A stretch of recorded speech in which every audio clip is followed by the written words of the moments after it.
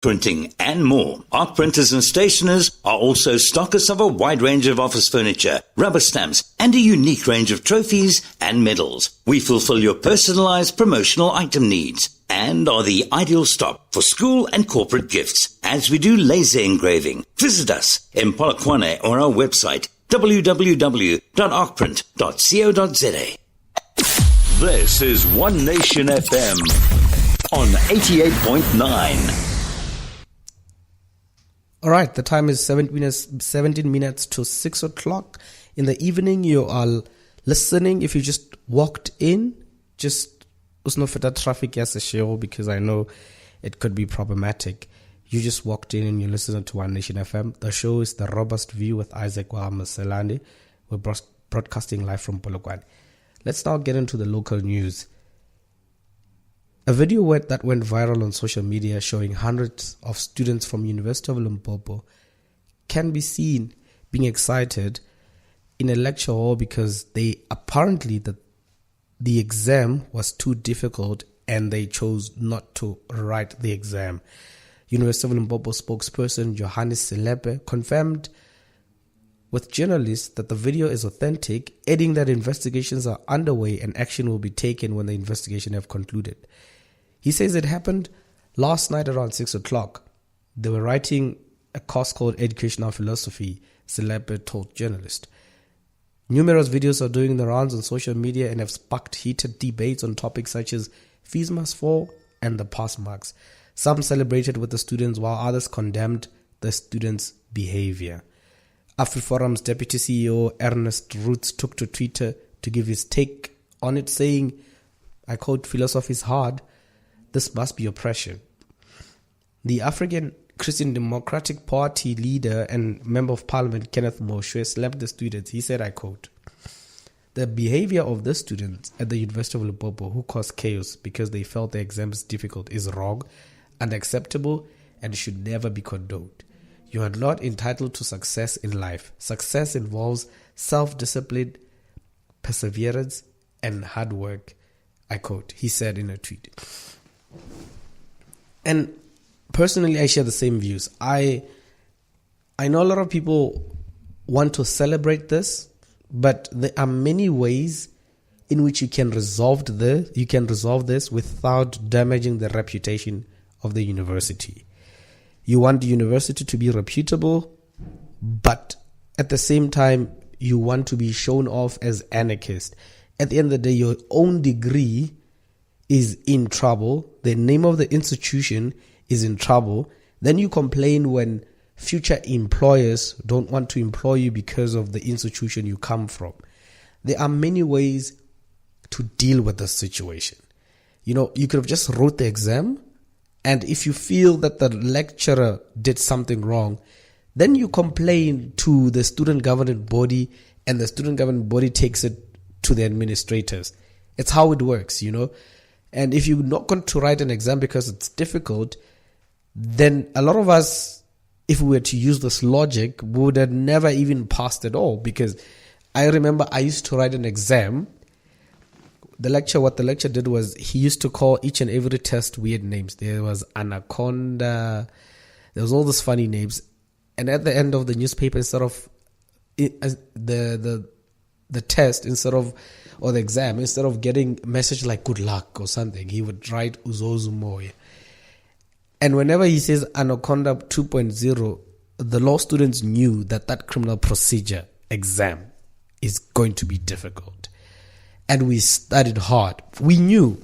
And he would like make posters around campus. He'd say, on this date, second year law students will be writing a question paper, and the name of the question paper is Anaconda 2.0. We knew that question paper, Uzozu Moye.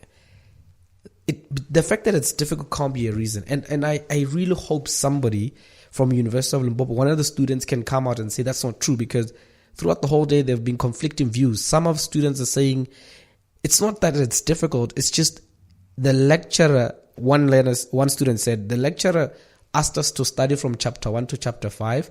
Then he decided to then make us write on chapter 6 to chapter 12, something like that. And then another student said, no, but this course that he made us write about, we already done it. We did it in first year. and we're in third year, he's not doing his job.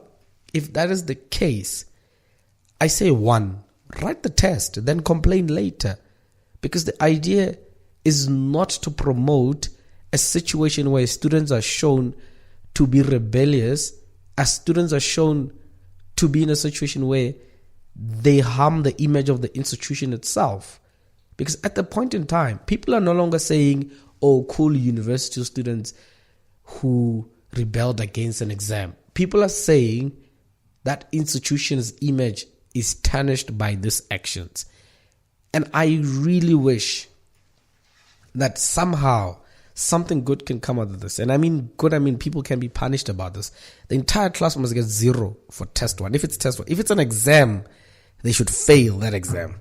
All of them. They must not even write supplementary, because their actions cannot and can never be accepted. They must just fail that exam and write it next year. Their behavior is not acceptable. Let's move to the next news.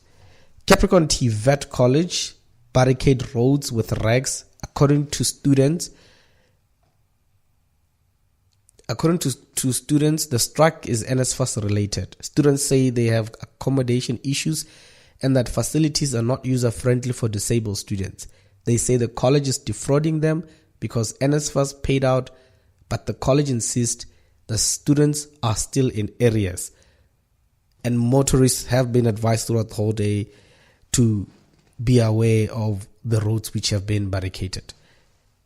These are students who are fighting for a noble cause. And we will be tracking this information as a station and as the show throughout the whole week. And we'll try and get a hold of somebody from the university, from the college, to speak to us on this and how they will find amicable discussion for amicable solution to these problems that they have.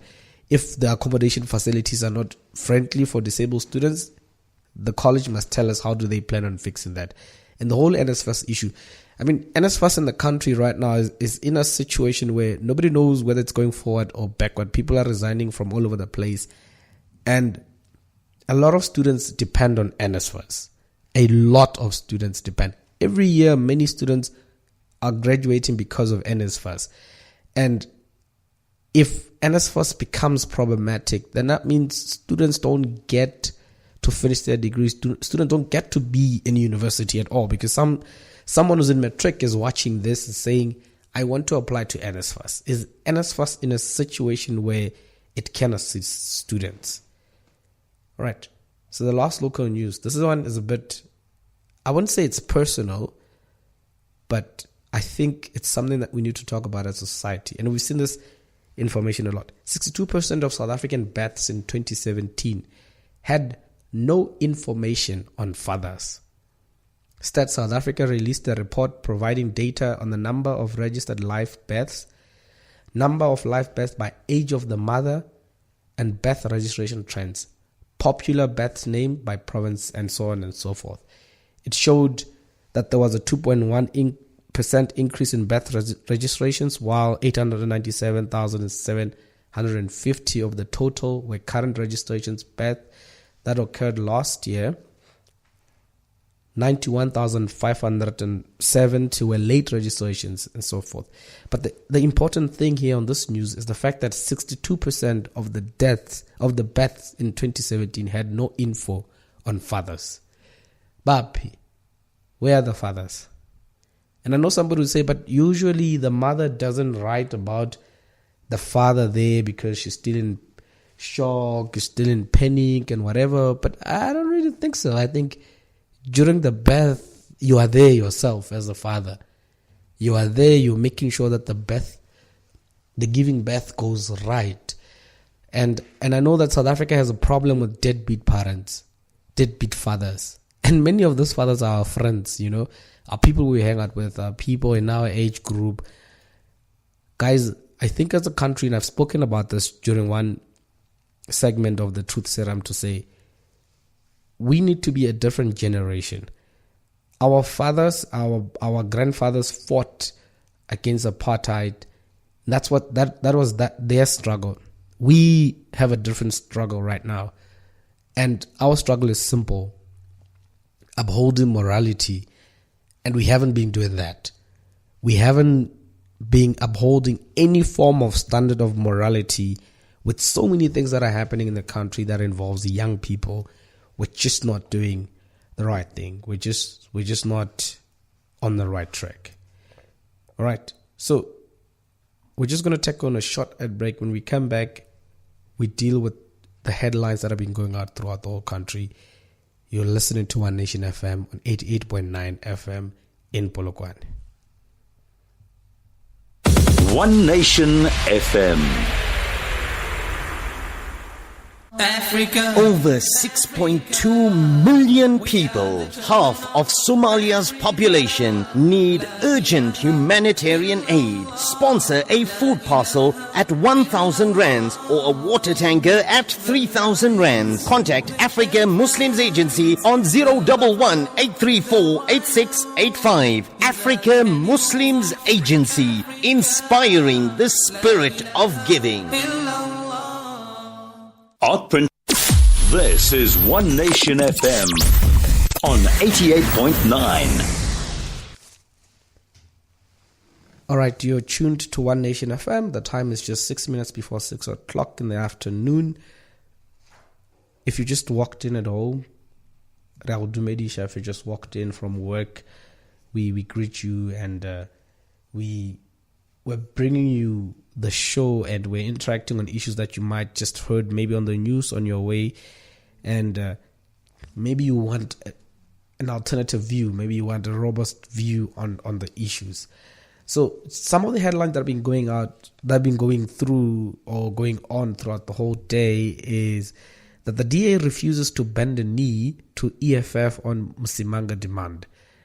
At a media briefing in Johannesburg earlier today, the DA leader Musima Maimane addressed recent developments against the DA's governance of key metros it took over in 2016. The party has already lost Nelson Mandela Bay, while Mayor Solim Simang is likely to be ousted in Tshwane after the EFF turned on him too. EFF leader Julius Malema has demanded from the DA that they must replace Msimanga with another candidate, or they are likely to vote someone from a different political party in power. They allege that Msimanga has not consulted smaller parties in coalition, that is been dictated to by white interest, and has allowed corruption to occur. I think the key issue is that I understand where the EFF is coming from, and I understand that if the DA then give them a different candidate, then it means that the DA sort of takes his mandate from the EFF, and this is just an issue of egos. Because if they do, then the EFF can later use that as a campaign to say, hey, vote for us. They listen to us, you know. So as much as this is a catch-22, and if you think about this really has nothing to do with the voters. This has nothing to do with people that need service delivery. It's all about egos, party dynamics, power dynamics, and actually campaigning for the 2019 election. If I was the DA, I would, if really Soli has been corrupt, and there are a lot of allegations of corruption on his part, and it's sad that from a DA, a party that has been coming out and saying corruption is bad from the ANC, that they are accused of corruption. It's very bad because people voted for the DA because the DA has said they are anti-corruption. And if indeed Soli has been accused of corruption and there's some sort of slightest proof that he is corrupt, the DA should not try and see whether or not council members will vote for anyone else or anything. But because as it stands, the DA need EFF in order to lead all the metros in the country. And they've been behaving like they don't, which is a bit weird because we've seen recently at Nelson Mandela Bay that it is important not to undermine anybody that puts you in power. You know, the DA never won any of those metros. They might have led, but they never won in the sense that taking 50% plus. So if small parties that made the DA